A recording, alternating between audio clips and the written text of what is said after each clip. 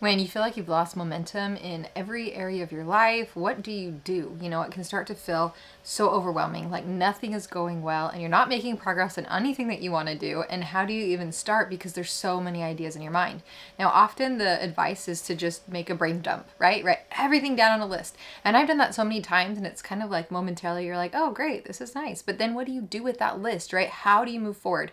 I was definitely stuck this week because I pretty much had stopped doing everything except the absolute essentials, and like not even very well on those for about 3.5, maybe even 4 weeks, because we've had crazy circumstances. My health kind of had some surprise plot twists, and then we went on a trip which had been planned for a long time.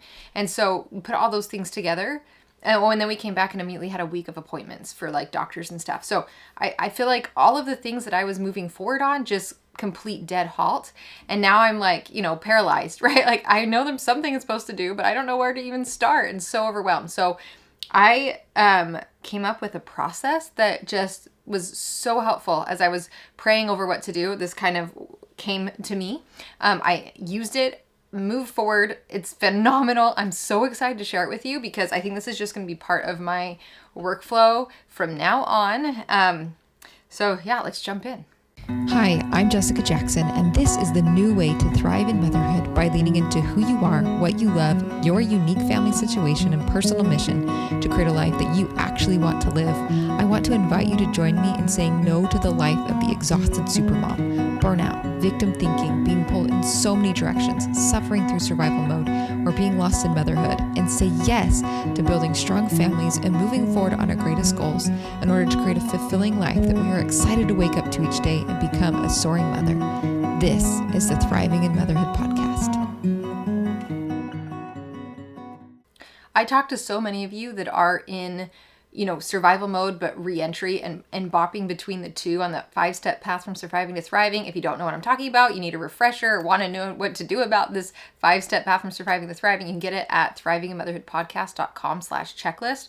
I've designed it to give you the most information in the simplest way possible, because if you are in a survival mode, if you're not sleeping well, it's hard to read this huge long thing. It's like, this is where I'm at. You can figure out where you're at, what to do about it. No fluff. So you can jump right in and get that at thrivinginmotherhoodpodcast.com/checklist. But what you're going to find is this path is kind of fluid. And when you're in a survival season, you think you're getting out of it. You think you're going to be able to go into reentry, and then you're like, oh, just kidding. And you slide back down again. And so there's this kind of wrestle between the two. And at some point, you kind of like, at least for me, at some point, I'm kind of like, okay, this is just where we are for a while. That's okay. And I want to keep making baby step progress on the things that matter to me. And so this, is the way that I set myself up to do that when literally everything stopped and I didn't know which step to take on what. So here's the process. Okay, so first I pulled out handy dandy Thriving Motherhood Planner, think and process page, and brainstormed just this dump list of all of these things in my mind that I wanted to work on, move forward on, make progress on. There are things for the business that I'm working on, things on the website. There's some tech issues we're coming up with. If you've had problems with receiving emails from me lately or getting your opt-ins when you sign up for something, I know that's a problem and I'm fixing it right now. Hopefully it'll be done by the time this video comes out. It'll be just water under the bridge and we'll be all good. I've started a bunch of things for my home systems, getting our recipe binder updated, getting my weekly external brain. My mom had one when I was growing up. It mentions it in Fly Ladies, and pretty much, I don't know, any home management book or that you read talks about having an external brain. And I've been trying to set one up and I'm making progress, but stalled like everything else. Gardening had to happen. I've got these garden plans, trying to clear out pathways, trying to get seeds planted. I have things set up for, I want to set up better systems for my kids for their rooms and for our house and zone cleaning and figuring out a better timetable for our school schedule, and I'm learning there. Anyway, the list goes on and on and on and on and on.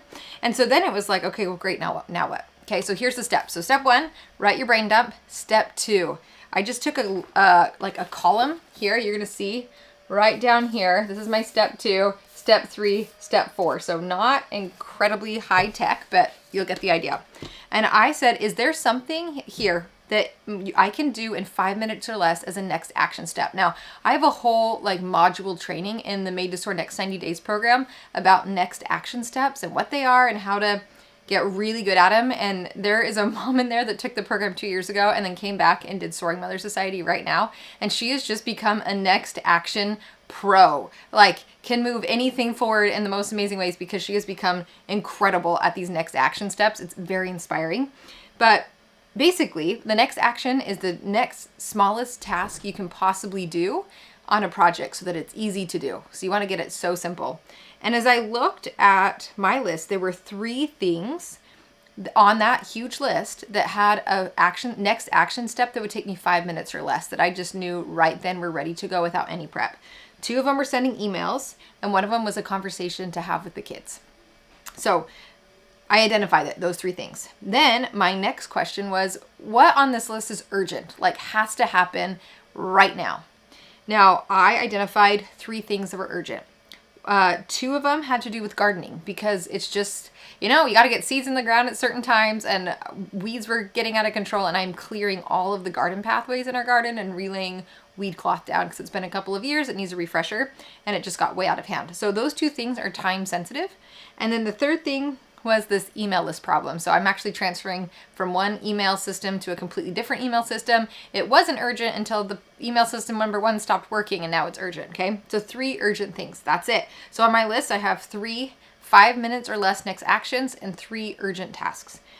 Then my final evaluation, I wanted to apply this principle from Dave Ramsey of the Debt Snowball. Now, we never had to use this for our finances, but I love this idea of when you're trying to pay debt down, you want to pay the one that you're closest to finishing them off first. So if you have 5 debts, this one you're down to almost nothing. You pay that off first, and now you only have 4 debts, and more of your money can go towards this debt with the next least amount of debt on it, and until you just pay it down. And so all of your resources are finally going towards the biggest debt, and it gets paid off the fastest. So that's my understanding.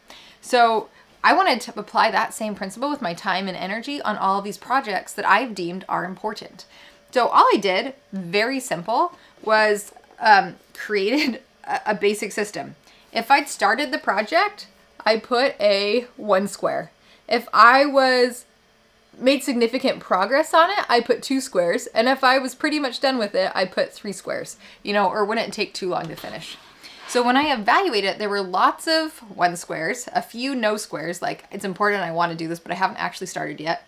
And there were 1, 2 that I was almost done with. 2 of this huge long list that I was almost done with. So now that I've done this evaluation process, I have really good information. I have 3 5 minutes or less next action steps. I have 3 urgent tasks, and I have 2 projects that are close to completion. So my final step here was to transfer this information to my weekly plan. So in my Thriving in Motherhood Planner, what I did was wrote those emails. So I had the 2 emails to do. So I put them under my computer tab right here. The discuss thing, one of my next actions was discussing something with my kids, so I put it here. 1 in pencil, so you can't really see it. 1 of my urgent things, so 2 of my urgent things were out in the garden, so I put that under my home tab up here. And then my other urgent was under computer, so I put it up there as well. And then as far as my projects going, I'm almost done with this foundational pantry. So that is something where I have my basic meals for breakfast, lunch, dinner, and snacks, and all of the ingredients that go with this. So I can basically have like a food storage system that's a couple of weeks long with all of these staple meals that are quick and easy. And I want my kids to be able to cook them as well as me. And I don't always want to cook from those because I like variety in our eating, but it's a good foundational level. And that is a term I got from Catherine Vogtberg from Now That We're a Family. So that's not mine. We've been doing this system, basically I've been doing the system, but it hasn't been written out for years and years and years, but I have it written out on paper, and my big kids are getting old enough now where they're doing a lot more cooking in the kitchen. And so I just need to transfer everything that's been in my brain for years and years and years and put it on paper so that more people can use it, right? This delegating option. So that's really close. I've done almost everything. And then the other urgent thing is emails. They're the email problem. So it's okay, boom, that gets bumped to the top of my list, and I'm just working on that now when I have computer time. That's what I'm working on. Oh no, I already said that. Other project is Oh, notebook covers. So this has been a stuck thing. So my kids and I sewed and created our own little notebooks for school, like a nature notebook and a Book of Centuries notebook and commonplace notebook. And so for my older two kids, I've already made this like traveler's journal cover, so all of their notebooks are together, so they do it. But I have to make mine and two more children's, and everything's cut out. I just literally have to sew it together. But once that's done, then I feel like we can just do a family notebooking time together instead of me just telling my older kids to go do it. I can just like, we can all go do it. And so that's almost done. And so, and I put that under my home spot. So now my list is set. I'm going to come back to this again after I finish those things, but basically it's all dead to me until this is accomplished. And what's great is once I identified this, I knocked out most of it on the very first day. So just by having the clarity, it took me, again, less than 15 minutes to do three of those tasks. I've made significant progress on the urgent tasks, and I haven't made any progress on my projects yet. Those two projects, the notebook covers and the pantry. But once I cover my urgent, then I'm moving on to those projects. And then I can come back to this and evaluate again what to do next. So I hope that you take this process, and I'll just quick review it again. So first you're going to brain dump. Once you've brain dumped, look through that list and make sure everything here is really important to you. If it's not, just cross it off because you don't need to do this right now. We're like trying to get clarity about what you're going to use your limited time and energy resources for. Then you're going to ask and create this, which of these has a next action step that would take me 5 minutes or less to move forward on? Chances are most of them don't, but if there are, just write it down. Number 3, ask, is this urgent? If it is, let's mark it as such.